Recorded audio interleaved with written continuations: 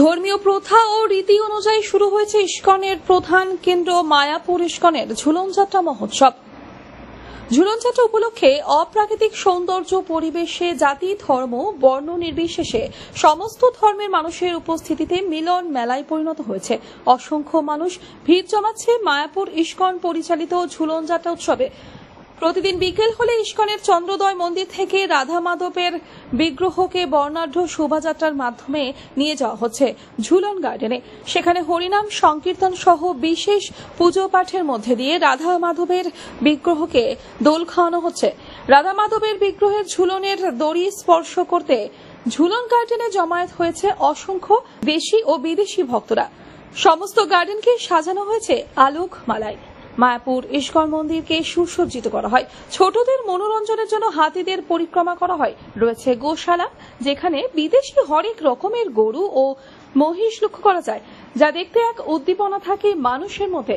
এই প্রসঙ্গে মায়াপুর ইস্কন মন্দিরের জনসংযোগ আধিকারিক রসিক গৌরাঙ্গ দাস বলেন, প্রত্যেক বছরই ঝুলন যাত্রা উৎসব উপলক্ষে মায়াপুর ইস্কন মন্দির ভক্তদের জন্য থাকে এক অন্যতম আকর্ষণ কেন্দ্র।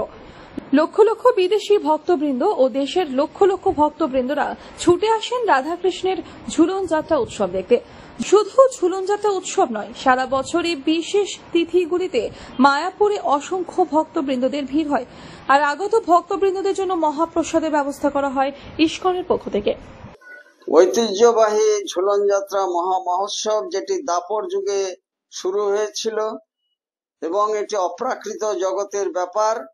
ভগবান শ্রীকৃষ্ণ শ্রীধাম বৃন্দাবনে ব্রজ গোপিকাদের সঙ্গে যে ঝুলন যাত্রা পালন করেছিলেন, সেই ঐতিহ্য মেনে ইস্কন মায়াপুরের ঝুলন গার্ডেনে মনোরম পরিবেশে এই ঝুলন যাত্রা 5 দিন ব্যাপী পালন করা হচ্ছে। পরমাত্মার সঙ্গে জীবাত্মার মিলনের এই উৎসব, এবং এই উৎসবকে কেন্দ্র করে ইস্কন মায়াপুরে দেশ বিদেশের হাজার হাজার ভক্তবৃন্দ জাতি ধর্ম বর্ণ নির্বিশেষে সকলে সমবেত হয়েছেন। এবং এই ঝুলন যাত্রার মাধ্যমে বিশ্বব্যাপী প্রতিষ্ঠিত হোক শান্তি, মৈত্রী, ভালোবাসা এবং দৃঢ় হোক মানব মেলবন্ধন। আজকের দিনে এই ঝুলন যাত্রার মাধ্যমে মানুষের আধ্যাত্মিক নবজাগরণ ঘটুক, এটি আমাদের প্রত্যাশা। নদিয়া থেকে মাধব দেবনাথের রিপোর্ট, আনন্দ বার্তা।